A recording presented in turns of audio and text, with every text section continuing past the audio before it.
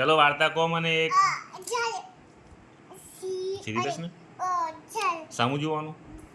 ઝાડ વાઘ હતો ને એ છોકરી હતી અને એ છોકરી બાપુને ફુવાને પજોલા કરતી. ઓ બાબા એવું તો પછી ખબર એ જંગલમાં મૂક્યા અને પછી બીક લાગી સિંહને વાઘને જીરાફને એ બધાની બીક લાગી અને બાપુ આયા તને ઘેર પછી તે જંગલમાં દૂધ લેવા એ છોકરી ચડી ગઈ.